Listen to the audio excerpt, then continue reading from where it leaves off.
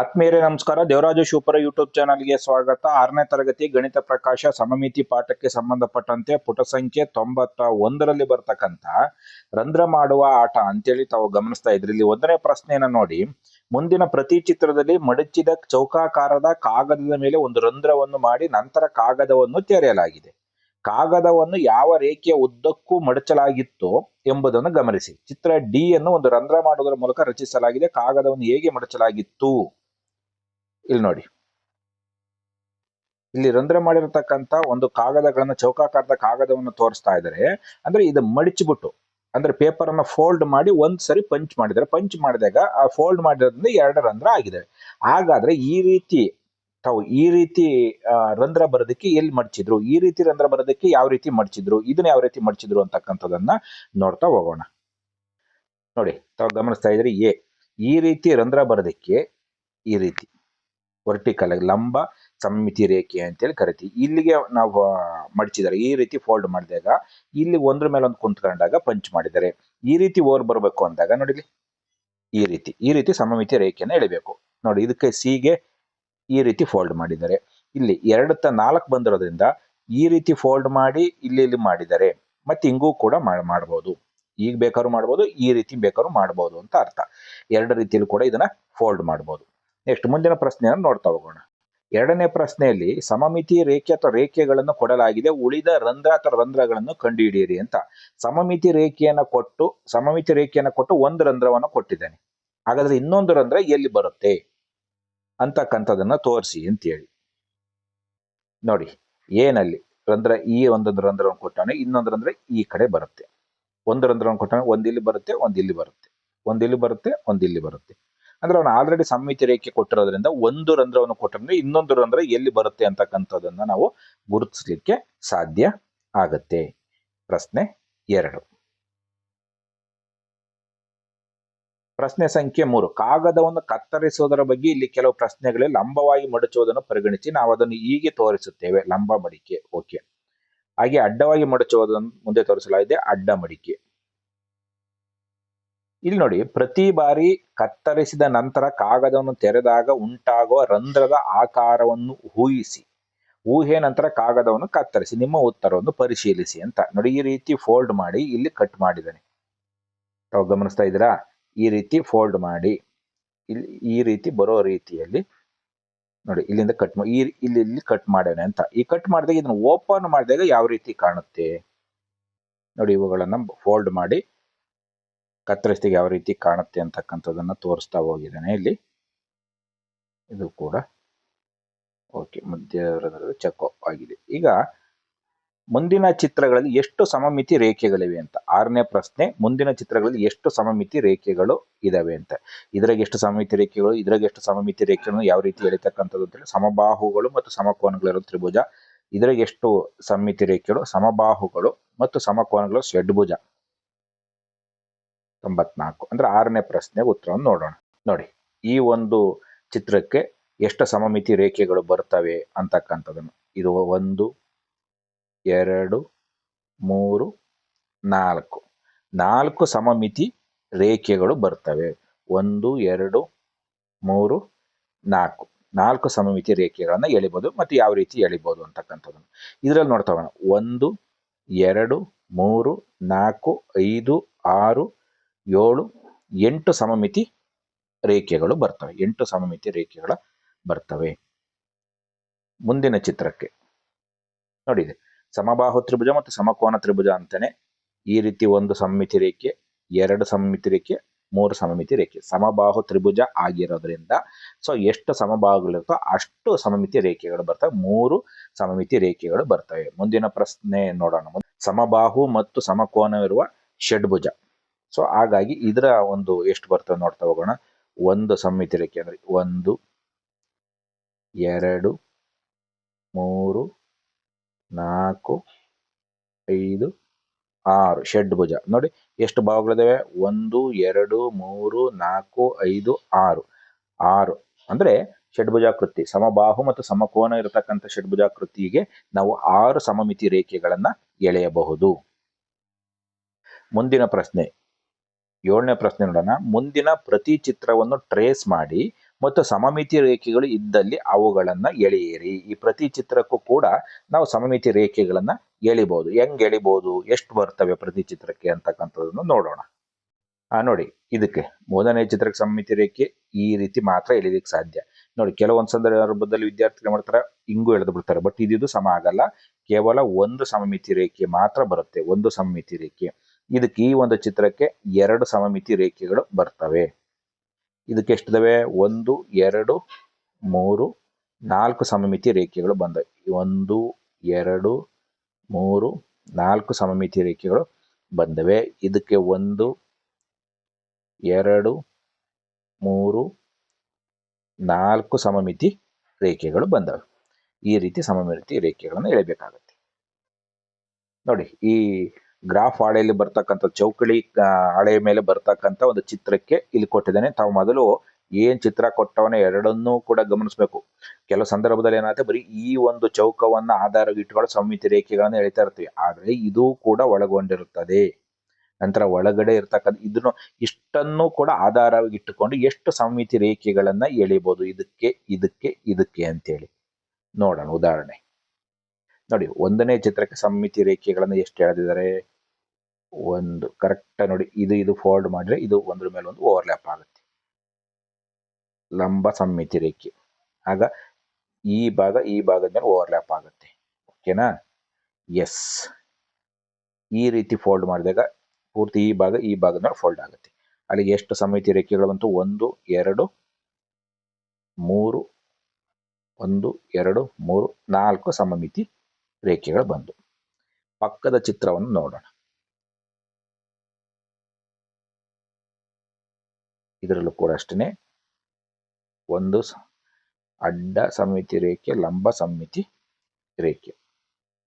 ನೋಡಿ, ಇದಕ್ಕೆ ಕೇವಲ ಒಂದು ಸಮಮಿತಿ ರೇಖೆಯನ್ನು ಮಾತ್ರ ಎಳಿಲಿಕ್ಕೆ ಸಾಧ್ಯ ಇದೆ. ಅಡ್ಡ ಸಮಮಿತಿ ರೇಖೆ, ಲಂಬ ಸಮಮಿತಿ ರೇಖೆಯನ್ನು ಎಳಿಲಿಕ್ಕೆ ಸಾಧ್ಯ ಇಲ್ಲ. ಸೊ ನೆಕ್ಸ್ಟ್ ಇದನ್ನು ನೋಡಿ, ಇದಕ್ಕೆ ಎಷ್ಟನ್ನು ಎಳೆದಿದ್ದಾರೆ ಅಂತೇಳಿ. ಲಂಬ ಸಮಮಿತಿ ರೇಖೆ ಇದು ನೋಡಿ. 8ನೇ ಪ್ರಶ್ನೆ, ಮುಂದಿನ ರಂಗೋಲಿಯಲ್ಲಿನ ಸಮಮಿತಿ ರೇಖೆಗಳನ್ನ ಕಂಡುಹಿಡಿಯಿರಿ ಅಂತೇಳಿ. ಈ ಚಿತ್ರಕ್ಕೆ ಎಷ್ಟು ಸಮಮಿತಿ ರೇಖೆಗಳನ್ನ ಎಳಿಬಹುದು ಅನ್ನೋದನ್ನು ನೋಡೋಣ. ನೋಡಿ, ಈ ಚಿತ್ರಕ್ಕೆ ಒಂದು ಸಮಮಿತಿ ರೇಖೆ, 2 3 4 5 ಸಮಮಿತಿ ರೇಖೆಗಳನ್ನು ಎಳಿಬಹುದು. ಮುಂದಿನ ಪ್ರಶ್ನೆ 9ನೇ ಪ್ರಶ್ನೆ, ಇವುಗಳನ್ನು ರಚಿಸಿ. ಯಾವುದು? ಒಂದೇ ಒಂದು ಸಮಮಿತಿ ರೇಖೆ ಬರೋ ತ್ರಿಭುಜ ರಚನೆ ಮಾಡಬೇಕು. 3 ಸಮಮಿತಿ ರೇಖೆಗಳನ್ನು ಮಾತ್ರ ಹೊಂದಿರೋ ತ್ರಿಭುಜ ರಚನೆ ಮಾಡಬೇಕು. ನಾವು ಹಿಂದಿನ ಒಂದು ಚಿತ್ರದಲ್ಲಿ ತೋರಿಸಿದೀವಿ 3 ಸಮಮಿತಿ ರೇಖೆ ಬರೋ ತ್ರಿಭುಜನ. ಯಾವುದೇ ಸಮಮಿತಿ ರೇಖೆ ಇಲ್ಲದ ತ್ರಿಭುಜವನ್ನು ರಚನೆ ಮಾಡಬೇಕು. ಸರಿಯಾಗಿ 2 ಸಮಮಿತಿ ರೇಖೆಗಳಿರೋ ಒಂದು ತ್ರಿಭುಜ ರಚಿಸಲು ಸಾಧ್ಯವೇ?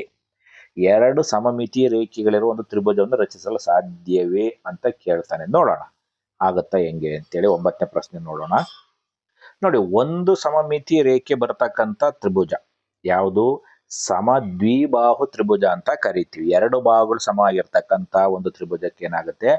ಒಂದು ಸಮಮಿತಿ ರೇಖೆ ಬರುತ್ತೆ. ಅಂದ್ರೆ ಈ ಬಾಹು ಸಮ ಆಗಿರುತ್ತೆ. ಇಂಥ ಸಂದರ್ಭದಲ್ಲಿ ಒಂದು ಸಮಮಿತಿ ರೇಖೆ ಬರುತ್ತೆ ಸಮದ್ವಿಬಾಹು ತ್ರಿಭುಜದಲ್ಲಿ. ಬಿ ಅಂದ್ರೆ ಈಕ್ವಿಲ್ಯಾಟರಲ್ ಟ್ರಯಾಂಗಲ್ಸ್. 3 ಬಾಹುಗಳು ಮತ್ತು 3 ಕೋನಗಳು ಸಮ ಇದ್ದಂತ ಒಂದು ಸಂದರ್ಭದಲ್ಲಿ ಏನಾಗುತ್ತೆ? 1 2 3 ಸಮಮಿತಿ ರೇಖೆಗಳು ಬರುತ್ತೆ. ಆವಾಗ ಸಮಬಾಹು ತ್ರಿಭುಜಕ್ಕೆ ಮಾತ್ರ. ಒಂದೂ ಕೂಡ ಸಮಮಿತಿ ರೇಖೆಗಳು ಬರದೇ ಇರತಕ್ಕಂಥ ತ್ರಿಭುಜ, ಒಂದು ಸಮಮಿತಿ ರೇಖೆಗಳು ಕೂಡ ಬರದೇ ಇರತಕ್ಕಂಥ ತ್ರಿಭುಜ ಯಾವುದು? ಅಸಮಬಾಹು ತ್ರಿಭುಜ ಅಂತ ನಾವು ಏನು ಕರಿತೀವಿ. ಅಂದ್ರೆ 3 ಬಾಹುಗಳ ಅಳತೆ ಕೂಡ ಬೇರೆ ಬೇರೆ ಆಗಿರೋದನ್ನ ಅಸಮಬಾಹು ತ್ರಿಭುಜ ಅಂತೇಳಿ ಕರಿತೀವಿ. ಅಂತ ಒಂದು ಸಂದರ್ಭದಲ್ಲಿ ಒಂದು ಸಮಮಿತಿ ರೇಖೆನೂ ಬರಲ್ಲ. ನೋಡಿ, ಸುಮ್ಮನೆ ಹಿಂಗೆ ಎಳೆದಿದ್ದಾರೆ. ಬಟ್ ಇದು ಆಗತ್ತಾ? ಒಂದ್ರ ಮೇಲೆ ಒಂದು ಓವರ್ಲ್ಯಾಪ್ ಆಗತ್ತಾ? ಆಗಲ್ಲ. ಯಾವಾಗ ಒಂದೂ ಕೂಡ ಸಮಮಿತಿ ರೇಖೆಗಳು ಬರದ ರೀತಿಯಲ್ಲಿ ರಚನೆ ಮಾಡ್ತಕ್ಕಂಥದ್ದು ಯಾವುದು? ಅಸಮಬಾಹು ತ್ರಿಭುಜವನ್ನು ಮಾತ್ರ. ನೋಡಿ, ಈ ಪ್ರಶ್ನೆ ಸರಿಯಾಗಿ 2 ಸಮಮಿತಿ ರೇಖೆಗಳಿರುವ ತ್ರಿಭುಜವನ್ನು ರಚಿಸಲು ಸಾಧ್ಯವೇ? ನೋ, ಸಾಧ್ಯ ಇಲ್ಲ. 10ನೇ ಪ್ರಶ್ನೆ, ಪ್ರತಿ ಸಂದರ್ಭದಲ್ಲಿ ಚಿತ್ರದಲ್ಲಿ ಕನಿಷ್ಠ ಒಂದು ವಕ್ರರೇಖೆ ಇರಬೇಕು. ಈ ರೀತಿ ವಕ್ರರೇಖೆ ಇರಬೇಕು. ಒಂದೇ ಸಮಮಿತಿ ರೇಖೆ ಇರೋ ಚಿತ್ರ, 2 ಸಮಮಿತಿ ರೇಖೆಗಳಿರೋ ಚಿತ್ರ, 4 ಸಮಮಿತಿ ರೇಖೆ ಇರೋ ಚಿತ್ರ ಕನಿಷ್ಠ ಒಂದು ವಕ್ರರೇಖೆ, ಕನಿಷ್ಠ ಒಂದು ಇರಬೇಕು ಅಂತ ಹೇಳಿ, ಕನಿಷ್ಠ ಒಂದಾರು ಇರಬೇಕು ಅಂತೇಳಿ. ಒಂದ್ರ ಮೇಲೆ ಎಷ್ಟಾರು ಇರ್ಬೋದು. ಈ ಕಂಡೀಷನ್ನ ಇಟ್ಕೊಂಡು ಒಂದು ಸಮಮಿತಿ ರೇಖೆ, 2 ಮತ್ತು 4 ಸಮಮಿತಿ ರೇಖೆ ಇರೋ ರೀತಿ ಚಿತ್ರವನ್ನು ಯಾವ ರೀತಿ ರಚನೆ ಮಾಡ್ಬೋದು? ನಾನು ಉದಾಹರಣೆಗೆ ತೋರಿಸ್ತೇನೆ. ನಿಮ್ಮ ಕಲ್ಪನೆಗೆ ಬಿಟ್ಟದ್ದು. ಬೇರೆ ಬೇರೆ ಥರನೂ ಕೂಡ ಡಿಸೈನ್ಸ್ಗಳನ್ನ ಟ್ರೈ ಮಾಡ್ಬೋದು. ನೋಡಿ, ಒಂದು ಸಮಮಿತಿ ರೇಖೆ. ಒಂದು ಕಂಡೀಷನ್ ಏನು, ಕನಿಷ್ಠ ಒಂದಾರ ವಕ್ರರೇಖೆ ಇರಬೇಕು ಅಂತೇಳಿ. ಈ ರೀತಿ ಮಾಡಿದೆ, ಒಂದು ಸಮಮಿತಿ ರೇಖೆ. ನೋಡಿ, ಕನಿಷ್ಠ ಒಂದು, ಇಲ್ಲಿ ಜಾಸ್ತಿ ಬಂದು ನೋಡಿ, ಇಲ್ಲೊಂದು ವಕ್ರರೇಖೆ ಇದೆ, ಇಲ್ಲೊಂದು ವಕ್ರರೇಖೆ ಇದೆ. ಸೊ 2 ಸಮಮಿತಿ ರೇಖೆ ಇರತಕ್ಕಂಥದ್ದು. ನೆಕ್ಸ್ಟ್ 4 ಸಮಮಿತಿ ರೇಖೆ. ನೋಡಿ, 1 2 3 4 ಸಮಮಿತಿ ರೇಖೆ. 11ನೇ ಪ್ರಶ್ನೆ, ಇವುಗಳನ್ನು ಚೌಕಳಿ ಹಾಳೆಯಲ್ಲಿ ನಕಲು ಮಾಡಿ. ಚೌಕಳಿ ಹಾಳೆನೇ ಆಗ್ಬೇಕಂದ್ರೆ ಗ್ರಾಫ್ ಹಾಳೆ ಅಂತ ಕರಿತೀವಲ್ಲ ಅದು. ನೀಲಿ ಬಣ್ಣದ ರೇಖೆಯು ಸಮಮಿತಿ ರೇಖೆಯಾಗಿರುವಂತೆ ಚಿತ್ರಣ ಪೂರ್ಣಗೊಳಿಸಿ. ಇಲ್ಲೊಂದು ನೋಡಿ, ಚೌಕಳಿ ಹಾಳೆಯನ್ನು ಕೊಟ್ಟವನೇ. ಈ ನೀಲಿ ಬಣ್ಣದ ರೇಖೆ ಇದೆ, ಚೌಕಳಿ ಅಂತದ್ದು ಇದು ಸಮಮಿತಿ ರೇಖೆ. ಇವನು ಅರ್ಧ ಚಿತ್ರ ಕೊಟ್ಟವನೇ. ಈ ಅರ್ಧ ಚಿತ್ರ ಏನು ಬರುತ್ತೋ ಸೇಮ್ ಈ ಕಡೆನೂ ಅದೇ ರೀತಿ ಮಾಡಿ ಅಂತ ಇದನ್ನು ಕಂಪ್ಲೀಟ್ ಮಾಡಿ ತೋರಿಸವನೇ A1. ಅದೇ ರೀತಿ ನೋಡಿ, ಇಲ್ಲಿ 2ನೇದ್ರಾಗ ಇದು ಸಮಮಿತಿ ರೇಖೆ.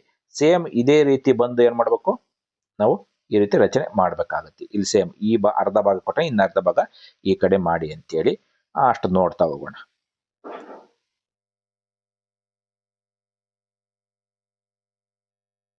ನೋಡಿ, ಎ ಚಿತ್ರದಲ್ಲಿ ಇದನ್ನು ಕೊಟ್ಟವನೇ. ನೋಡಿ, ಇಲ್ಲಿ ಮೇಲ್ಭಾಗದ ಕೊಟ್ಟದ್ದ, ಕೆಳಭಾಗದಲ್ಲಿ ಯಾವ ರೀತಿ ಬರುತ್ತೆ ಅಂತ ಇದು ನೋಡಿ.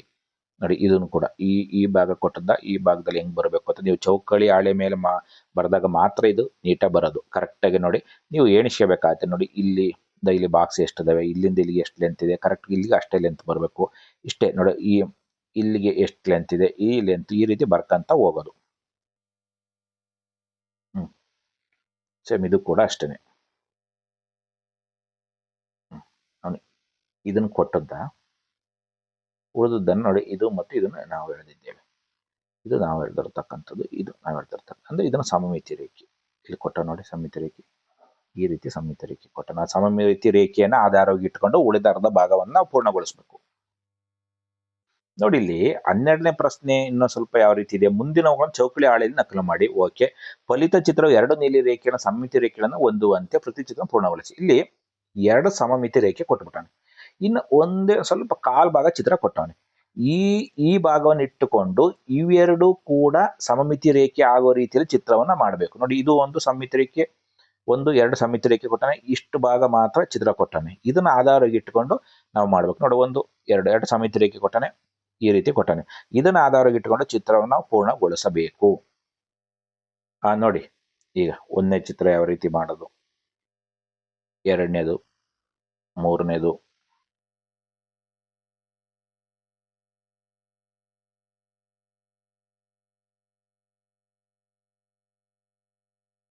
ನೋಡಿ, ಈ ಚಿತ್ರಗಳನ್ನ ನೋಡಿ ತಾವು ಕಾಪಿ ಮಾಡಬಹುದು. ಯಾವ ರೀತಿ ಈ 2 ಸಮಮಿತಿ ರೇಖೆ, 2 ಕೂಡ ಸಮಮಿತಿ ರೇಖೆಗಳಾದ ರೀತಿಯಲ್ಲಿ ಅವನು ಕೊಟ್ಟಿರ್ತಕ್ಕಂಥ ಇಷ್ಟು ಭಾಗ ಚಿತ್ರವನ್ನು ಆಧಾರವಾಗಿ ಇಟ್ಕೊಂಡು ಉಳಿದ ಮುಕ್ಕಾಲು ಭಾಗ ಚಿತ್ರ, ಕಾಲು ಭಾಗ ಚಿತ್ರ ಕೊಟ್ಟಾನೆ, ಮುಕ್ಕಾಲು ಭಾಗ ಚಿತ್ರವನ್ನು ಯಾವ ರೀತಿ ವೃದ್ಧಿಸ್ತಕ್ಕಂಥದ್ದು ಅಂತಕ್ಕಂಥದನ್ನ ಇವುಗಳನ್ನು ಒಂದು ಚುಕ್ಕಿ ಹಾಳೆಯಲ್ಲಿ ನಕಲು ಮಾಡಿ ಪ್ರತಿ ಚಿತ್ರಕ್ಕೂ ಇನ್ನೂ 2 ರೇಖೆಗಳನ್ನು ಎಳೆದು ಆಕೃತಿಯು ಒಂದು ಸಮಮಿತಿ ರೇಖೆಯನ್ನು ಹೊಂದಿರುವಂತೆ ಪೂರ್ಣಗೊಳಿಸಿ. ಅವನು ಒಂದಷ್ಟು ಚಿತ್ರವನ್ನು ಕೊಟ್ಟಾನೆ. ಇನ್ನು ಉಳಿದಂಥ ಚಿತ್ರವನ್ನ ನಾವು ವೃದ್ಧಿಸಿಕೊಂಡು ಒಂದು ಸಮಮಿತಿ ರೇಖೆ ಬರೋ ರೀತಿಯಲ್ಲಿ ಚಿತ್ರವನ್ನ ಕಂಪ್ಲೀಟ್ ಮಾಡಬೇಕು. ನೋಡಿ, 1ನೇ ಚಿತ್ರವನ್ನು ಯಾವ ರೀತಿ ಕಂಪ್ಲೀಟ್ ಮಾಡ್ಬೋದು ಅಂತ ಇಷ್ಟು ಕೊಟ್ಟವನೇ. ಇದು ಒಂದು ಸಮಮಿತಿ ರೇಖೆ ಆಗೋ ರೀತಿಯಲ್ಲಿ ನಾವು ಈ ರೀತಿ ಮಾಡಿದ್ದೇವೆ. ನೋಡಿ, ಈಗ ಇದು ಇಲ್ಲಿ ಒಂದು ಸಮಮಿತಿ ರೇಖೆನೆ ಈ ರೀತಿ ಎಳಿಬಹುದು.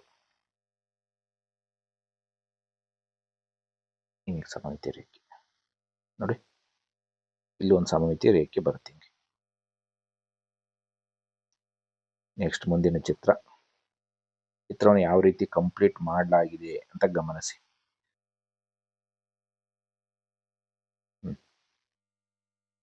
ಇದು ಆದ್ಮೇಲೆ ಇದಿಷ್ಟು ಮಾಹಿತಿ ಸಮಮಿತಿ ರೇಖೆಗಳಿಗೆ ಸಂಬಂಧಪಟ್ಟಂತೆ. ನೀವು ಇದುವರೆಗೂ ಕೂಡ ದೇವರಾಜ ಶಿವಪುರ ಯೂಟ್ಯೂಬ್ ಚಾನಲ್ಗೆ ಸಬ್ಸ್ಕ್ರೈಬ್ ಆಗಿಲ್ಲ ಅಂದ್ರೆ ಸಬ್ಸ್ಕ್ರೈಬ್ ಆಗಿ, ವಿಡಿಯೋ ಇಷ್ಟ ಆದರೆ ಲೈಕ್ ಮಾಡಿ, ಶೇರ್ ಮಾಡಿ.